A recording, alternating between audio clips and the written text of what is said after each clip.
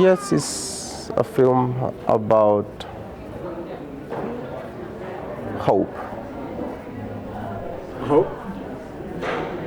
It's a film that person that finds a new place in the world, and they fight to find this new place, to find this safety space in their own lives. Is there hope for Colombia at the moment after the peace talks? Yes, there is a hope. Explain to me. There were peace talks in December, I believe. Yes, we are currently in dialogue pieces in a peace dialogue.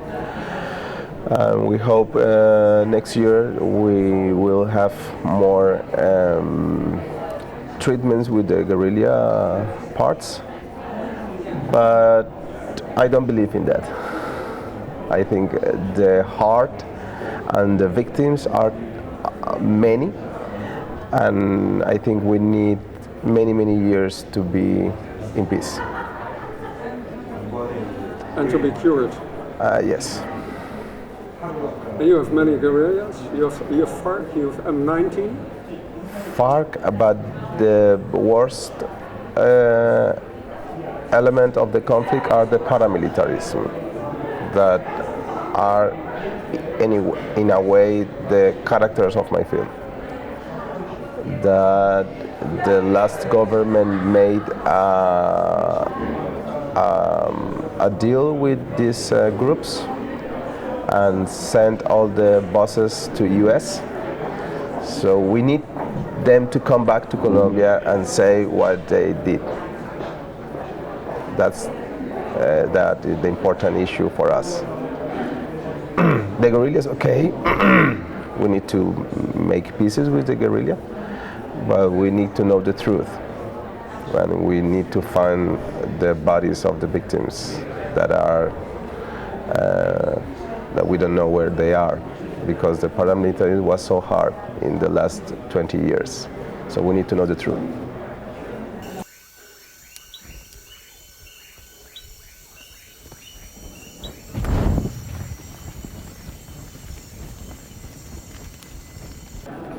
When I realized that my film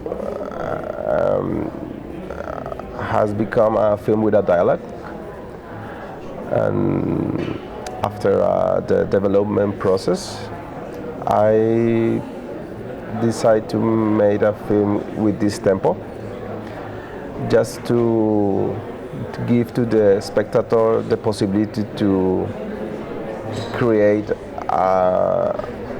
the history by their own, and to put their own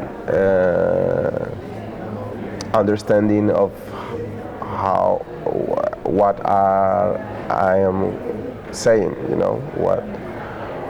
And I think the length of every shot gives to the spectator the possibility to imagine what is happening inside the frame.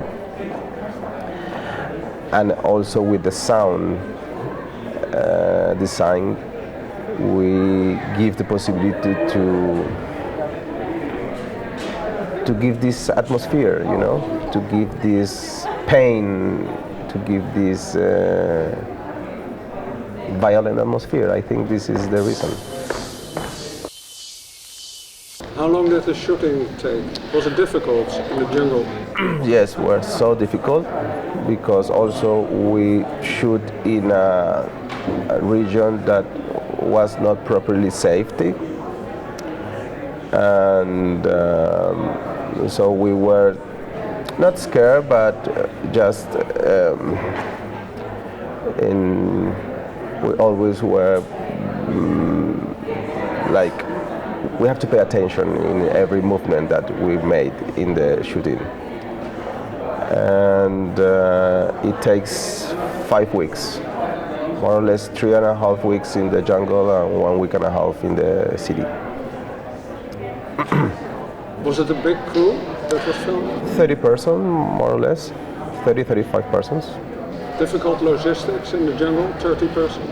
Yes, yes. There was, at least it's a low budget film, it's not too expensive film, but we have to deal with many persons, and we had to move in lanchas in the river. So we spent a lot of money in transportation. But we had like a house like an hotel near the river. So that's so good. That was so good to stay there.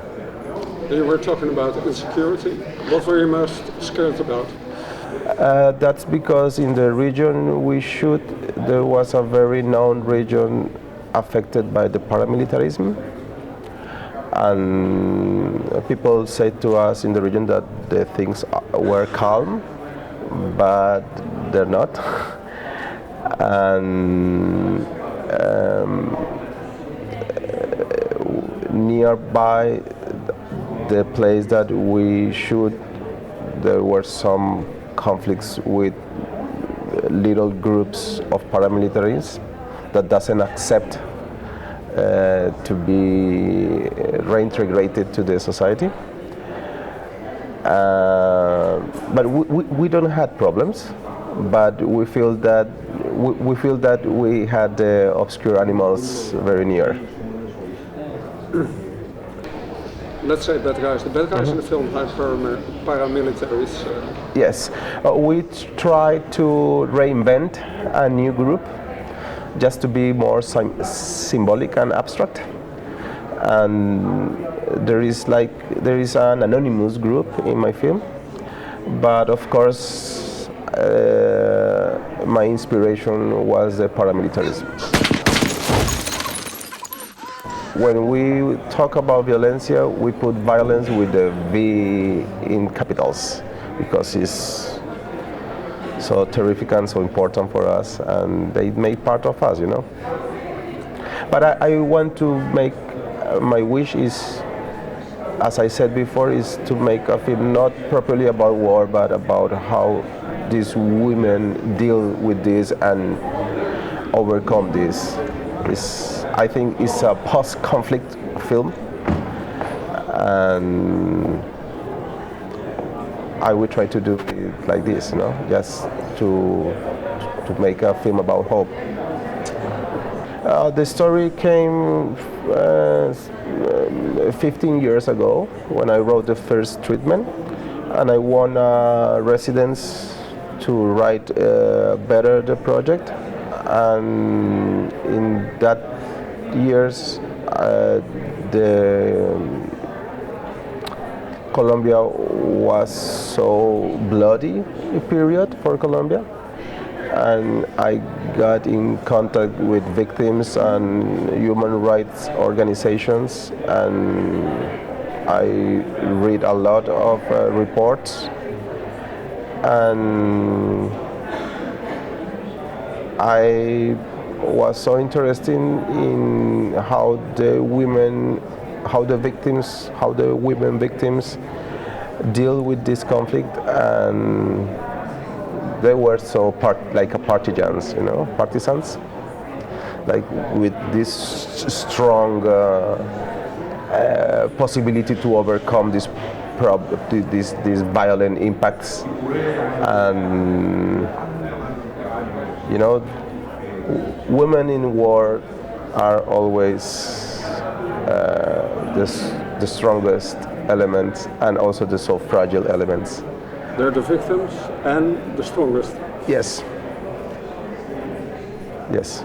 And I decided to make a film about three women because I think it was necessary to say that women are involved in every level, you know, like in armed groups, like victims, the direct victims, and also talk about the sexual violence inside the groups.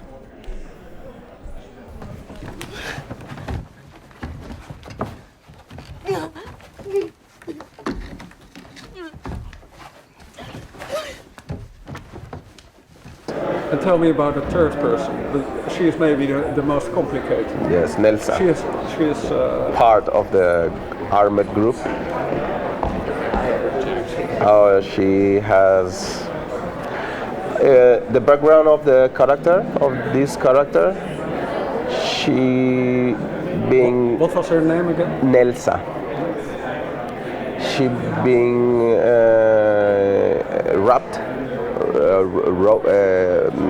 take from the villages very young, like kidnapped by this armed group in a small village in the jungle when she was like 6, and she is in this group since that time, and she's like a sexual object for the boss, and she wants to change their life, and she found a possibility to do it when she meet this guy. And she's always thinking about how to escape from this group, and I think she took the opportunity and she did it.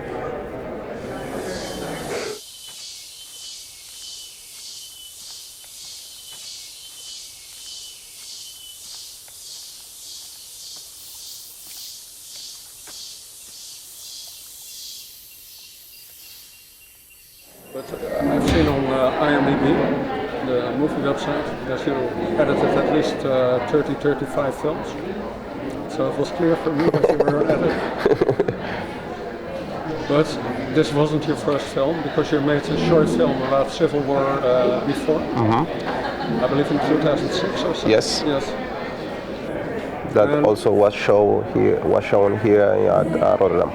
2006, 2007 was shown here. And how was the experience to make a feature yourself?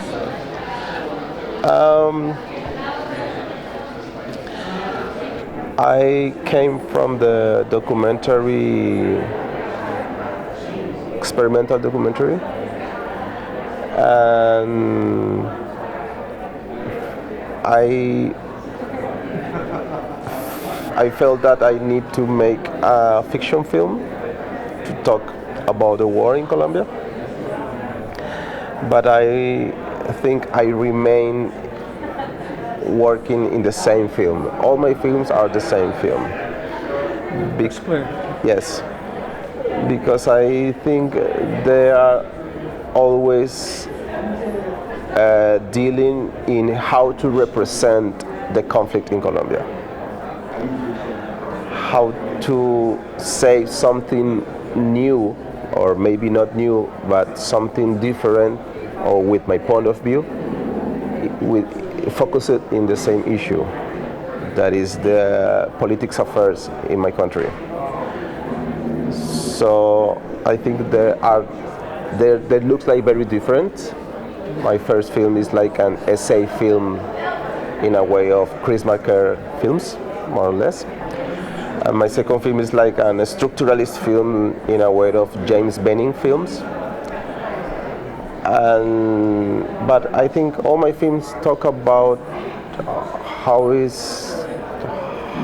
Colombian people,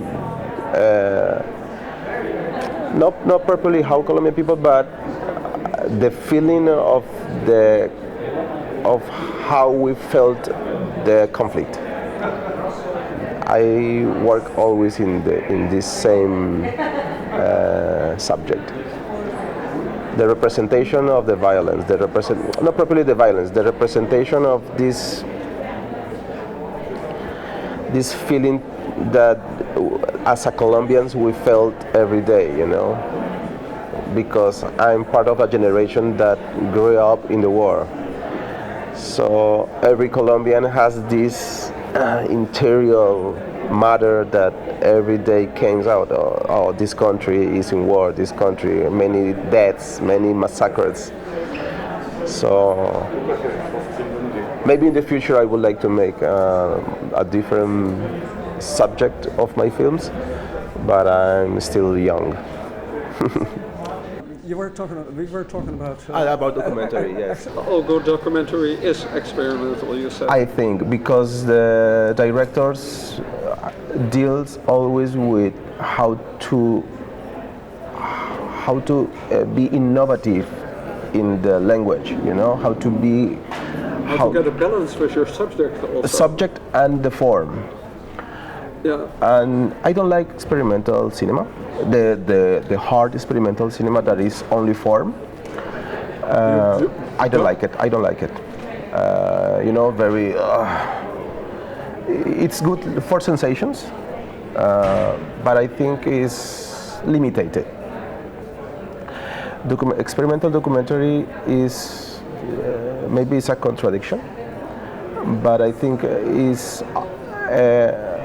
You know, there are also classical documentaries that are with a character that live or represent his own life and act as an actor. I think this is a classical documentary, and the other that are not this are experimental. And we have, you know better than me, but no, I try to understand. I can give my own opinion on it. okay. And you're trying to make a kind of rapport, a kind of understanding between what you feel, the involvement with your subject, which you have. You have a big involvement from yourself as a subject, a passion for it, and you try to find a form that matches the passion. Yes. Do I say it right? Yes. No, I think I am a formalistic guy. Formalistic in a way that I always very interested in how to construct, how is the construction of the device, you know. But this is a good thing for the audience, you know, how to propose a new way of language, you know, because cinema is still young. We have to create new ways of experiment, new ways of narrate, and this you need to experiment. You need to change things, and that's experiment films. I think this is that's the only reason I made films, you know. That's to change things, to experiment, to prove, to deal in how to write a different way, you know. Not only with the subjects, but with the different, you know, to change things in the language. I think this is important for me because I love to read poetry. And when I was young, I was a poet, and I published also my poems. And I think it came from poetry language, you know, how to express emotions, but also in a way that sounds and you have to structure the way of you say something with sounds, with how to sounds in a way that you feel that emotion. And I'm very I love Pier Paolo Pasolini, the Italian artist, you know, of course. And he began to make films very late. And he was a poet, very known poet. And when he became a director, he said, I am only interested in being a director because I want to ask how to transform the poetry in image, in cinema. And I remember always this, the words of Pasolini. Came from poetry to make images.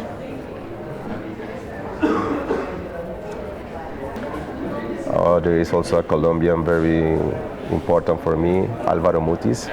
He's a writer, but he began as a poet. The poems are so Colombian. What is Colombian? Álvaro Mutis. No, but what is Colombian? Yes, with this, yes, I will try to explain. With this richness of vegetation and of water and flowers and fruits and sensations of the jungle and the rivers and Marquez? It was so friend of Marquez. He also lives in Mexico, but also it's not magic realism, but I don't know, I feel very close to these poems. But not also because he's from Colombia, because he, and this is important for my films, and it's about the displacement that we talked before, that I have a distance with Colombia. I have a distance to see my country, and that's an important key. And I think also Garcia Marquez, that lives outside of Colombia all his life, and also this poet Álvaro Mutis, I think they use also this displacement, this distance, to see their country and to speak in a different way.